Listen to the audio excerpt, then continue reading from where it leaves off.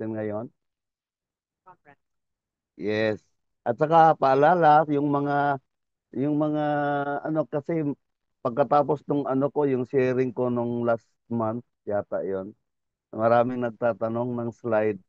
So, kung pwede, yung mga gustong ano, kumuha ng ano, i-ready nyo ang mga screenshot nyo. Mag-screenshot kayo sa ating ano, yung anong tawag, slides natin. So, ang napakagandang ano ng hindi ko namalayan kahapon habang ginagawa ko ito, tapos nag-share si Mentor Rohel Lagdon, di ba? Siya kahapon. Sabi ko, ang gandang sundan kaagad yung topic niya. Di ba ang topic niya kahapon, consistency. Sino nakakaalala, di ba? Yung patuloy na patak ng tubig nakakabutas ng isang bato. Kaizen, yun nga, kaizen. Yung, so, habang nakikinig ako kahapon, gumagawa ako ng slide. Multipurpose ako, multitask kahapon. So, ayun mga mentor, gusto ko lang balikan yung kanta na share ni Mentor Rimar kanina, di ba? Lord, we will live for your glory, di ba? Di ba yun naman lang talaga ang ano natin, yung pinaka-purpose natin, ba't nilagay tayo dito sa mundo ni Lord, di ba? We will live for your glory. Hindi na, we will live for our pleasure. We will live for our fame. No, God put us here on earth for His glory. At saka, ngayong umaga, yung pag-usapan natin ngayon, isa sa mga paraan kung paano tayo maka-live for His glory. Ayan na, mag-share screen na ako mga mentors ha.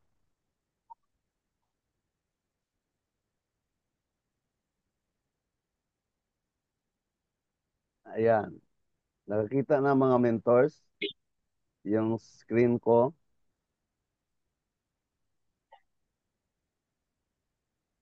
Kita na mga mens? Yes, okay, sige.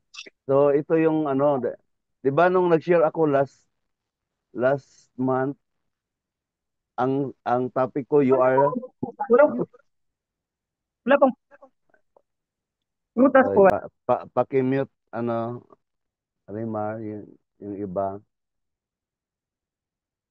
Ah, last month, ang topic ko, you are the salt of the earth. Di ba sinabi ko?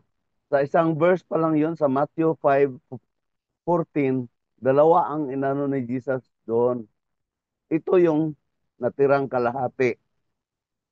You are the salt of the earth. Ang kasunod noon, you are the light of the world. Naroon lang yun sa isang verse, sa Matthew 5:14. At saka, we will take up also as a collaborative verses is Philippians 2:14 to 16. Tandaan nyo, if mayroon kayong mga Bible dyan, mag-ready kayo kasi marami tayong verses ng Bible ngayong umaga. So, may tanong dito, di ba nilagay tayo dito sa mundo ni God to live for His glory? So, dapat we will make impact every day. Consistent tayo. Walang ano, walang pwede magpahinga ng konti, pero tuloy-tuloy. Yun ang gustong sabihin kahapon ni Mentor Rohel. So, may tanong dito, how to impact as light of the world? Paano tayo magiging tunay na ilaw sa mundo? Mga mentors, alam niyo naman, yung mundo natin ngayon, sobrang dilim na, di ba? At saka isang palatandaan na malapit na babalik si Jesus, di ba? Sinabi niya, in the last days, grabe na, yung evil ginawa ng good, yung good ginawa ng evil, di ba? Mga bansa na yung mga kalaban sa Bible, sinabi ni Jesus doon sa Bible, kinontra na, ginawa na nilang legal, di ba? Marriage is between male and female ngayon. Marriage pwede na man and man, woman and woman, di ba? Masyado na nilang binababoy ang scripture. So, palatandaan yan mga mens na nasa mga huling araw na tayo sa mundo. Hindi natin alam bukas, mamaya, o sunod na linggo, babalik na si Jesus. So, napaka-timing itong topic natin ngayon upang yung mga nasa kadiliman pa, madala pa natin. Amen po, mga mentors. So, number one, paano tayo maka-impact? Ang number one dito, avoid whining or complaining. Di ba, madalas kapag nasa sa church tayo, pag binigyan ka ng ng pastor o kung sino mga elders na ito, ganyan, ay hindi ako, si lang, pagod ako eh, 'di ba? Ang daming complaint. Ganito pa ako nung isang araw, ngayon ako na naman 'yan, 'di ba? 'Yun ang sabi dito sa number one, pinaka number one 'yun.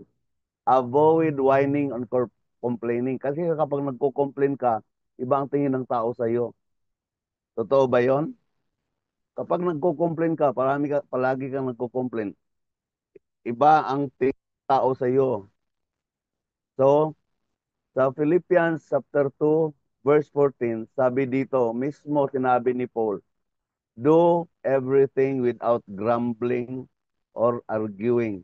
Itong grumbling, parehas din ito sa complaining. Parehas din ito sa whining. So kapag gumawa ka daw, to live for His glory, so dapat gumawa ka ng walang, kung sa Cebuano pa, walang bagot-bot ba? Yan. So, sa Psalms 106 also,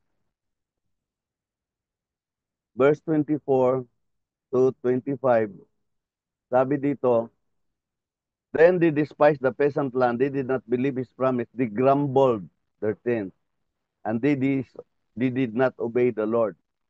So, mga mentors, meron lang akong sasabihin dito na dangers of complaining. Kapag palagi kang nagko-complain, may consequence yan. May consequence. Sabi dito sa Numbers 11 verse 1, makikita natin dito, yung mga Israelites, tandaan nyo mga Israelites, people of God na ito mismo. Now the people complain about their hardship kasi naghirap sila doon sa sa, sa wilderness. Walang makain, walang tubig. Sabi nila buti pa sa Egypt. Kahit katulong lang tayo doon, maraming pagkain. And when God heard them, his anger was aroused. So, anong consequence? Mga mentor, kapag palaging nagko-complain, the anger of the Lord will arouse. So, gusto ba nating galitin si Lord? Hindi, siyempre. So, this is the danger of complaining. Then fire from the Lord burned among them and consumed some of the outskirts of the camp. Ito, kinain ng apoy sila, yung mga palaging nagko-complain. Pinili talaga ng apoy. Yung mga nagko-complain, sila talaga ang pinili. So, fire from heaven. So, hirap talaga pag si Lord ang galit. Tapos yung galit ni Lord, hindi niya idadama yung mga faithful sa kanya. Kung basahin niyo ang Numbers chapter 11, makikita niyo na pinili lang talaga. Yung mga lang talaga ang ng apoy, yung mga nagko-complain. So, complaining affects our impact as God's chosen people. Naniwala kayo dito mga mentors, kapag palagi tayong magko-complain, yung impact natin, halimbawa mayroon tayong dinidisciple, mayroon tayong inaakay sa Panginoon, kapag palagi kang nagko-complain, iba ang tingin niya sa iyo. Sasabihin ng dinidisciple mo, totoo ba to? Ba't dinaakay niya ako sa Panginoon pero ang daming reklamo, 'di ba? Complaining affects our impact. Kasi mga chosen people tayo, 'di ba? Nasa verse, you are chosen people, a royal priesthood, a holy nation. So dapat mag-impact tayo. We must live for His glory. Sabi nga sa kanta kanina. Ang ang epekto nito, kapag palagi kang nagko-complain, letter A, it divides the body of Christ. Halimbawa sa church nyo, palagay na lang natin, church, mga 100 members kayo. Pag may palaging nagko-complain, lalong-lalo na kapag may katungkulan, kapag masyadong inahangaan na leader ng church nyo, kapag palagi siyang nagko-complain, madi-divide ang church, di ba? Ayaw natin yun kasi pag dinidivide ng ang church, nagwagi na si Satan kasi gusto ni Satan division. Ang gusto ni Lord unity, di ba? Makita naman natin din sa Bible. Instead of complaining, tell God all your feelings. Sabihin mo kay Lord, Lord, masyado na akong naaapi, Lord, masyado na akong tipuin mo naman ang puso nitong taong ito. So hindi ka dapat mag-complain pala. Isarili mo yon at sabihin mo kay Lord, huwag imarites. Kay Lord mo sabihin na nahirapan ka na kasi ang impact noon, madi-divide ang congregation. This is practical application, mga mentor, practical. Totoo ito, nangyayari ito sa mga churches. Letter B, ang epekto niya, it distorts the image of God's character. Parang inaano na iba yung image ng God. Ang character ng God kasi is good. So, the character of God is good, 'di ba? May kanta nga na, the goodness of God. God is good all the time, 'di ba? Inaano natin 'yan. All the time God is good, 'di ba? Yan ang image talaga ng God, ng God natin.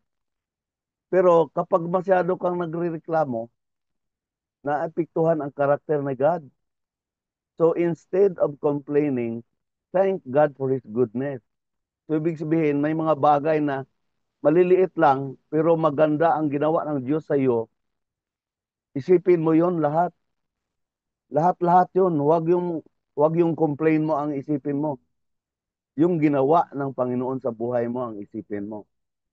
So pangatlo, it destroys our testimony. Diba? Lalong-lalo nga yung sinabi ko kanina kapag may inaakay ka sa Panginoon, may dinidisciple ka, tapos masyado kang reklamador, panay ng complaint, it destroys your testimony. Bakit ma-destroy? Kasi hindi na niya malaman kung saan siya lulugar. Mag-follow pa ba siya sa pag-akay mo or mag-follow siya sa iba? So instead of complaining, trust God for His faithfulness. Our God is faithful. Amen po ba? Hindi naman tayo pinabayaan ng Panginoon, di ba? Our God is faithful. So, our testimony should be without complaining. Patuloy lang, patuloy. Walang complain, walang reklamo. Kasi gustong-gusto ng Panginoon yon. So, number 2, how to impact as light of the world. Paano magiging impact tayo? Kasi last sharing ko, di ba naka-impact tayo sa world as a salt? Di ba? Hindi pwedeng naman yung salt na nandyan nagkatabi silang dalawa, ang salt at saka ang isda. Ang salt at saka ang karne. Hindi naman yun mag-impact sa karne kapag hindi mo nilagay yung salt. Katulad din ngayon, kapag light ka, tapos light ka na aandap-andap, light ka pero nag-switch off o minsan ang switch mo, nawawala ka. So, we must impact the world as light. Ang pangalawang rason, bakit? Aspire for worthiness. Anong ibig sabihin ng aspire for worthiness? Nandiyan na rin, 'di ba sinabi ko ang verse natin nasa Philippians chapter 2 verse 14 to 16. Ito nasa 15 na. Karugtong ito kanina doon sa 14 na do everything without complaining, 'di ba? 'Yon ang sa 14. Ngayon sa 15 andito ang karugtong. So that you may become blameless and pure. Uh, ay may pumasok na mentor Raymond naka-mute naka-unmute. Children of God without fault in a warped and crooked generation. Then you will shine among them like stars in the sky. So nakita mo, kapag hindi pala tayo nagko-complain, gumagawa lang tayo, patuloy lang ang ginagawa. Ang tingin sa atin ng tao, we're blameless. We are pure. We are children of God without fault. And we shine. So nakita mo na? So maka-impact pala tayo sa mundo kapag nag-aspire tayo ng worthiness. We're worthy. All of us is worthy. Hindi sinabi na dati ang laki ng kasalanan mo sa Panginoon, hindi ka na worthy. Nung nag-repent ka, nung tinanggap mo si Jesus as your Lord and Savior, kanalimutan niya, dinilit na niya lahat yung mga kasalanan mo dati. The righteousness of Jesus Christ is given you. Doon sa cross of Calvary, di ba na natandaan niyo yung sinabi ko? There were two things that happened in the cross. The great exchange. Binigay natin kay Lord ang kasalanan natin. Binigay naman ni Lord ang righteousness niya. Kaya, we are now worthy. Huwag mong sabihin na masyado kang makasalanan. Huwag mong isipin yung dati mong buhay. Bago ka na. Sabi nga ni Paul, you are new. The old has gone and the new has come. So each of us na tumatanggap kay Jesus as Lord and Savior, bago na tayo, ginawa na tayo ni Lord na worthy. Huwag mong pansinin si Taning. Si Taning palaging nag-aano sa iyo na, oh, hindi ka bagay diyan, hindi ka worthy diyan. Gumagawa ka ng mga trabaho sa church pero masyado mong pinakikinggan si Taning. Huwag kang makinig. Sabihin mo kay Taning, binago na ako ni Lord. Nilinis na ako ng dugo ng aking Panginoon. So I am now worthy. Kahit saan ako gamitin ng Panginoon, I am worthy. Amen po ba, mga mentors? So, in Ephesians 4:1, as a prisoner of the Lord, kasi itong Philippians, mga mentor, isa sa mga trivia, itong Philippians at saka ang Ephesians, ito yung mga sinulat ni Paul nung nasa kulungan siya. Apat yan lahat ang mga sinulat niya habang nakakulong siya. Isa itong Ephesians. Sabi ni Paul, as a prisoner of the Lord then, I urge you to live a life worthy of the calling you have received. So, ibig sabihin, bawat isa sa atin, mga mentors, nung tinanggap natin si Jesus as Lord and Savior, gisave ka niya hindi para uupo lang sa pew, hindi lang uupo sa upuan. Gisave ka ni Lord dahil mayroon siyang ipapagawa sa iyo. Yun ang ibig sabihin dito. You are called. So, ibig sabihin, kahit tagabigay ka lang ng program sa church nyo, kahit Sunday school teacher ka lang, kahit Bible study leader ka lang, yan ang calling mo. Gawin mo ng maayos without complaining, of course. So, kapag tinanggap mo si Jesus, kahit nung isang buwan pa lang, tinanggap mo si Jesus, huwag mong isipin na wala kang silbi. Gisave ka no Lord for a purpose. Mayroon kang purpose, mga mentor. So, we are worthy. God made us worthy if we have the right conduct. Ano ang conduct natin dapat? Sinabi dito, blameless, pure, and without fault. It should be our conduct. Kapag blameless ka, pure and without fault, you are worthy. Nararapat ka sa gawain ng Panginoon. Because the culture of this world is crooked, evil, and depraved. Sino ang nakaka-relate dito? 'Di ba? Sa mga news sa TV, 'di ba? Masyado ng garapalan yung mga nakawan, hold-upan, patayan, 'di ba? Yan ang culture sa mundo natin. Kasi ang mundo natin is ruled by Satan. So the culture of this world is crooked, evil, depraved. Anong gagawin natin dapat? We have to show the world that we are children of God. Dapat sabihin natin sa mundo, ipakita natin na mga anak tayo ng Lord. Amen po ba doon? Sa gitna ng kadiliman ng mundo, dapat mayroon silang ilaw na makita. At tayo yun, mga mentors. We are the light of the world. Sabi nga dito. Kasi masyado nang madilim ang mundo, mga mentors. Not madilim na na walang Meralco, walang Vico, no. Madilim dahil sa sobra ng kasalanan. Yun ang grabing dilim ng mundo natin ngayon. So, number 3, we can impact as light of the world if We anchor our life in God's Word. Andito na naman tayo, mga mentor. So, hindi ka maka-impact sa Word kapag hindi ka nakaano ng Bible, nagbabasa ng Bible. Basa ka talaga, basa ka talaga. Kasi paano ka makapagbigay ng advice kapag may nagtanong sa iyo? Kapag may nagtanong sa iyo ng ganito, dapat you answer with grace. At lalo na you answer with grace and with the Word of God. Dayon, ganun ang pinaka-effective way na magiging light tayo. Dapat marami tayong baon na Word of God. Basa kayo ng Bible, mga men. Basa talaga. Sabi dito, anchor. So, ibig sabihin, we must anchor. Marami tayong baon. Sabi dito sa 16, karugtong na ito doon sa 15 kanina, as you hold firmly to the word of life. The word of life is the Bible. And then I will be able to boast on the day of Christ that I did not run in or labor in vain. So sinabi na ito ni Paul, mga mentors.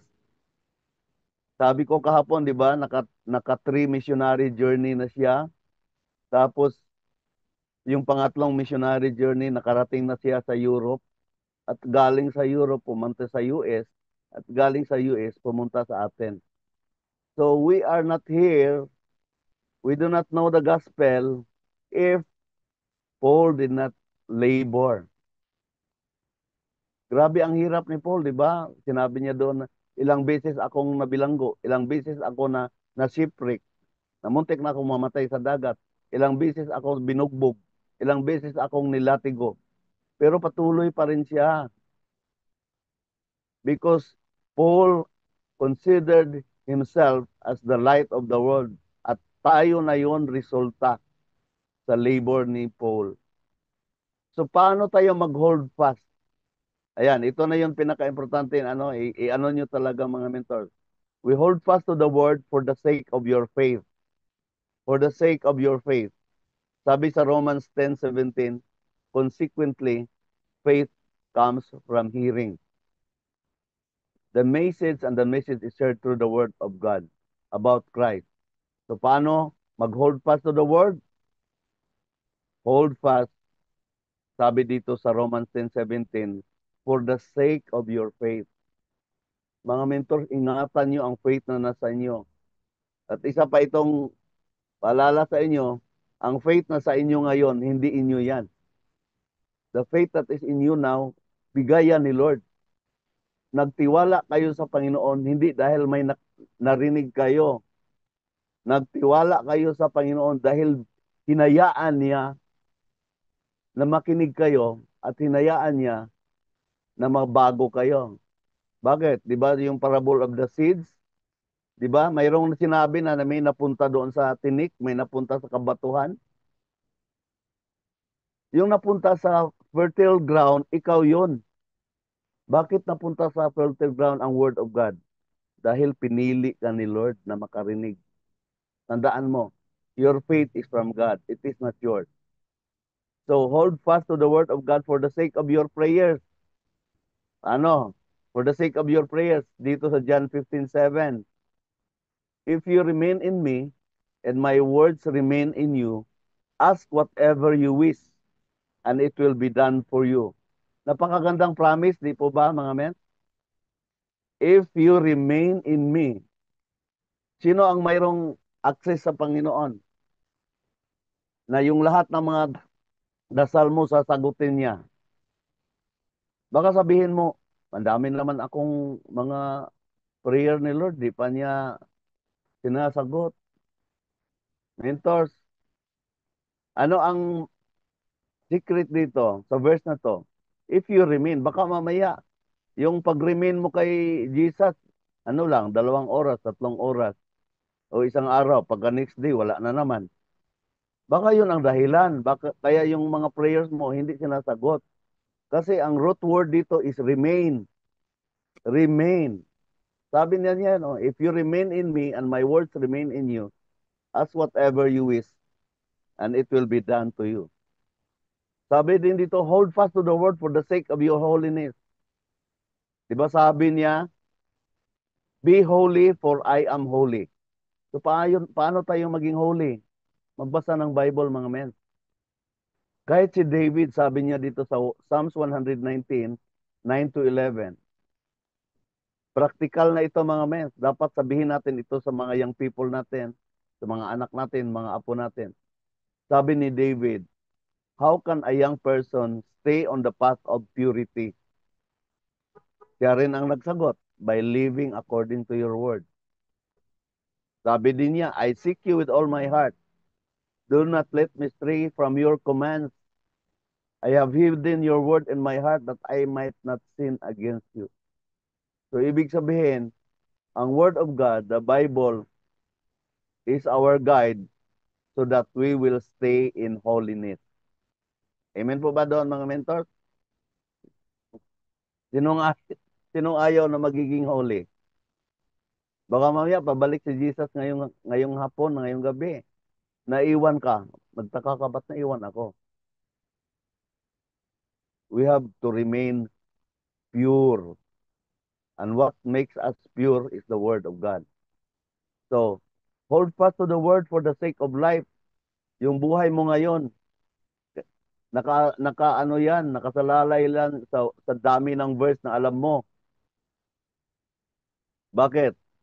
Kahit si Jesus, itong verse na ito, Matthew 4, verse 4, ito yung sinagot niya nung gitempt siya ni Satan, di ba? After 40 days of fasting, gitest siya. Ito ang pinakaunang testing ni Taning sa kanya. Kasi alam ni Taning na gutom na siya kasi katatapos lang niya ng 40 days na fasting. At kapag 40 days na fasting, sobrang gutom mo. So tandaan niyo mga mentors, alam ni Taning kung saan kanya gugupiin. Alam na Taning, kung baga sa buksidor, alam ng kalaban mo saan kanya jujumbagin. Kapag mahina ang sikmura mo, doon kanya bubugbugin. Kapag mahina ang ulo mo, doon kanya bubugbugin. So ibig sabihin, alam ni Taning kung ano ang kahinaan mo at kung saan ang kahinaan mo, doon kanya titirahin. So dito makikita natin mga mentors, kahit si Jesus, alam ni Taning na gutom na si Jesus. Ano ang unang temptation niya? Make this stone into bread. Madali lang naman sana 'yon, di ba? Sabihin lang ni Jesus 'yon yung stone magiging tinapay. Pero bakit hindi nag-give in si Jesus doon sa temptation ni Satan? Isipin natin, magtatanong tayo, bakit nga ba? Kapag ginawa na tinapay ni Jesus yung stone, hindi naman siya, mga mentors, unang yon, unang step, kumbaga si Satan kasi pumasok sa buhay natin, hindi biglaan, paunti-unti yan, si Taning, magawa yan siya ng mga friends mo na mag-ano sa'yo, ng boyfriend mo na magpahiwalay sa'yo sa pananampalataya, mga mga bisyo na ibibigay niya doon, halimbawa mahilig ka sa game sa computer, mga ganyan, hindi pag pumasok si Taning sa buhay natin, hindi biglaan mga mentors, marunong si Taning. So, alam nyo kapag ginawa ni Jesus yung stone ng bread, pumasok na si Jesus sa first step niya. Hindi naman yun ang problema, na yung stone ginawang bread. At saka alam naman natin na kayang-kaya ni Jesus ron. Pero, if ginawa ni Jesus na bread yung stone, Jesus give in to the first step of Satan. Kaya sinagot niya si Satan, man shall not live by bread alone, but by every word that comes out from the mouth of God. Dapat ganyan tayo mga men. Mayroon tayong mga panlaban talaga kapag dumating ang mga temptation ni Satan. So, how to hold fast for the sake of our righteousness? Kasi ang righteousness natin, men, dapat panghawakan natin yung righteousness. Hindi dapat righteous tayo ngayon, bukas hindi. We have to live our righteousness every day, every hour, every minute. All scripture is God-breathed and is useful for teaching, rebuking, correcting, and training in righteousness, so that the servant of God may be thoroughly equipped for every good work. Sabi yan ni Paul kay Timothy. Kasi itong si Timothy ay batang-bata pa lang. Parang gigroom ito ni Paul na magiging pastor. Kasunod niya. So dapat magiging righteous tayo kapag palagi tayong nagbabasa ng Bible. Alam natin na ang ginagawa natin mali. Sino ang nagsabi na mali yan? Punta ka sa Bible. Sinabi ng Bible na mali yan. Kapag mali sa Bible, mali talaga yan. Hindi pwedeng maging okay yan. Mali talaga. Kaya yung mga ano ngayon, na mga LGBT, sabi, mga, ang dami nilang mga rason. Humanity, yung humanitarian, yung mga ganun, mga human rights. Ano na lang nila yan. Kapag mali sa Bible, mali talaga. Hindi pwedeng tama. Pag mali sa Bible, mali talaga. So hold fast to the word for the sake of strength, stability, and fruitfulness. Sabi sa Psalms 1, 2, verse 3, 2 and 3, but those whose delight in the law of the Lord, and who meditates, tingnan nyo ha, who meditates on His law day and night. Tayo yon. That person is like a tree planted by the streams of water. Para daw tayong mga puno na nakatanim sa gilid ng mga daluyan ng tubig. And we are yielding fruit in season. Hindi tayo nawawala ng bunga. Ang ating mga dahon ay hindi na laya. Kung ano ba yan sa Tagalog? Hindi na ano. Our leaf does not wither. At ang ito pa ang pinakaano, matindi. Whatever they do prospers. So dito sa business natin sa IAM, magtataka ka, bakit yung iba masyadong prosperous, masyadong laki ng team, may sikreto yan sila mga men. Kasi sabi dito sa Bible, whatever you do, hindi nalalanta pala. So, sabi dito, whatever you do prospers. Promise yan ni Lord. Kapag nagbabasa ka ng Word of God day and night. So, tandaan mo, bakit ganun kalaki ang team ng iba? Bakit ganun kalaki ang income ng iba? Because whatever they do prospers kapag nakaangkla ka sa Word of God. Palagi kang nagbabasa dapat ng Bible, mga men. At isinabuhay mo yung binabasa mo. Hindi nga sabi nila na Kristiyano sa nguso, hindi Kristiyano sa puso. So, in application, tanungin natin ang sarili natin. Ask yourself, am I choosing gratitude over complaining? Mas pinahalagahan ko ba yung kabutihan na ginawa ng Diyos sa buhay ko kaysa sorry, may clerical error doon. May complaining, kulang ng N. So, am I choosing gratitude over complaining? Mas pinahalagan ko ba ang magandang ginawa ng Diyos sa aking buhay kaysa magreklamo? Number two, am I pursuing worthiness in life, reflecting my identity as a child of God, as light of the world? Ginagawa ko ba ang buhay ko na worthy, na hindi makita ng ibang tao na, ay, ano naman siya, pastor naman yan, pero umiinom yan, di ba? Tandaan natin mga mentors, worthiness in life should be, we would be pure. Sabi nga kanina, pure, blameless, di ba? Tanungin natin ang sarili natin, am I firmly anchored in the Word of God or God's Word, living by His standards, His truth? Dapat, alam natin na ang pamumuhay natin nasa standard ng Panginoon, nasa katotohanan na sinabi niya sa Bible. So in conclusion mga mentors, patapos na tayo mga men. Binilisan ko lang talaga kasi hindi ko alam, ang haba pala ng slide ko. So, in conclusion, sabi ni Francis of Assisi, sinong hindi nakakilala? Sabi niya, all the darkness is in the world cannot extinguish the light of a single candle. Tandaan niyo mga mentors. Kahit gaano pa kadilim ang mundo, subukan nyo. Halimbawa, nasa bahay nyo, sobrang dilim, brown out. Isang kandila lang ang sindihan nyo, di ba? Liliwanag ang buong kwarto. Ito ang ibig sabihin ni Francis of Assisi. all the darkness in the world cannot extinguish the light of a single candle. Sabi din ni John Hagee, a popular world, pastor in America, sabi niya, we are indeed the light of the world, but only if our switch is turned on. Hindi ka magiging light, hindi ka pwede magiging fluorescent. Paano ka magiging ilaw kung naka-off ang switch mo? Yun ang ibig sabihin niya. Paano ka halimbawa, yung street light, mayroon ngang light, pero kapag hindi yan gi-switch on ng Meralco o ng ano, walang silbi yan. Madilim pa rin. So sabi dito, you are the light of the world. You are the consciousness that illuminates the world. With your light, darkness will fill the earth. Uh, with, with, without ito, sorry, may namali naman ako. Without your light, darkness will fill the earth. Kapag hindi ka nag-iilaw, sobrang dilim talaga ng mundo. Paano na lang ang mundo? Paano na lang ang mga tao? So walang makaakay sa kanila sa katotohanan.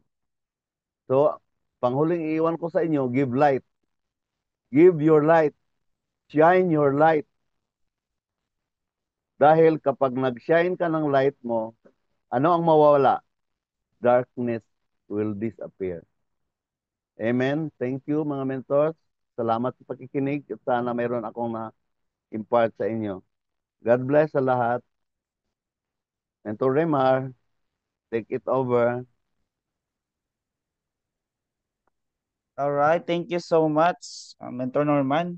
Grabe no, solid yung message na kailangan hindi talaga tayo mag-complain kasi may mga ano yon, may mga consequences. Okay? So, are you blessed mga mentors? Yan, sino ditong na-bless? Oral recitation na ba? Ayan, raise your hand. Ayan, 10 points each. Ayan, sino yung na-bless mga mens? Ayan, sino yung gustong mag-share? Ayan, mag-comment, reaction, violent reaction. Ayan ba? Tingnan natin. Baka may nag-raise ng hand. Mentor Raymar, violent reaction ba? Ayan, go ahead, mens. Pag violent reaction, ayaw ko niyan. Amazing morning, Mentor Norman. Ayan, na-miss ko yung mga turo mo eh. Talagang napakaganda. Thank you so much po. At talagang wag daw tayong ano mag mag mag-complain. Tama naman 'yun. Wag talaga magko-complain kasi pag habang nagko-complain ka, lalong bumibigat. 'Di ba? Mas mabigat siya kapag complain ka ng complain. Instead of complaining, thank you Lord na lang kahit negative pa 'yan, kahit ano pa yung nangyayari sa iyo, especially kung halimbawa meron nagkasakit ka, meron kang dinadaan ng mga bagay na ah, kasi minsan akala natin we are entitled, 'di ba? Entitled tayo masyado na Lord, bakit ako? Bakit ako nagkakaganito? Bakit ganito yung nangyayari sa akin? Bakit ako ang may sakit? Bakit ako? Puro tayo ako. Na which is, bakit hindi ba pwede? Yung tanong din, bakit hindi ka pwede? No? Kailangan yung mga bagay na nangyayari sa buhay natin. Minsan may tinuturo kasi si Lord sa atin kung bakit nangyayari sa atin yun. Kailangan natin na i-recognize din. Baka naman kasi may gusto lang magpakilala ni Lord sa akin. Yun. Yung mga ganun. Kaya kailangan lapit-lapit din tayo pag may time. No? Lapit-lapit lang kay Lord para hindi alam natin kung ano yung hinihingi niya sa ating message. No? Gusto niya na magkaroon ng importansya din na malaman natin na anak, nandito lang ako. Hindi ako maalis sa tabi mo, but we need actions para para makilala siya ng gusto. Ayun lang po. Thank you so much, Mentor Norman at saka Mentor Raymar. And amazing morning, everyone. God bless po. Thank you so much, Mentor Ann. Okay, so sino pa po? Ayan, meron nag-raise ng hand din si Mentor Alfred. Sige po, Mens, go ahead po.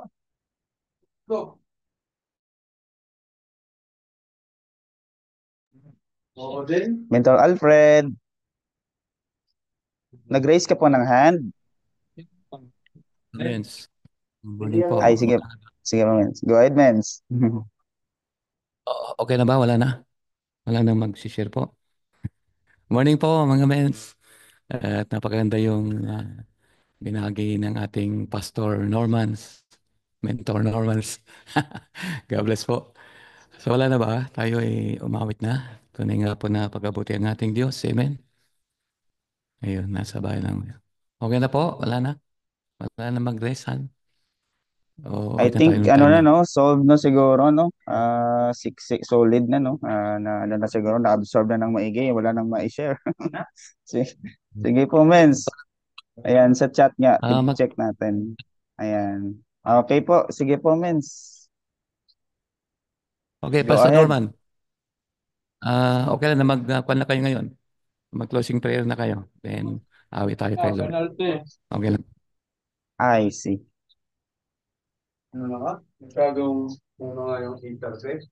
Okay, sige ako na po ang close ng Sige po.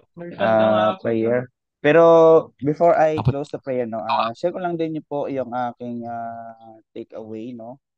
Yung nag-strike din sa akin. So, yung nabanggit ni Mentor Norman kanina is sabi ni Mentor Norman, the Lord's saved us for a purpose. Nung nabanggit ni Mentor Norman po to, na ano ko siya na i-compare ko siya parang nag-ano sa akin yung parang halimbawa parang ah, sa baso um excuse me, yun para tayong mga kumbaga yung basurero na naghahanap ng mga bagay sa basurahan na pwede pang napakinabangan, di ba? Di ba?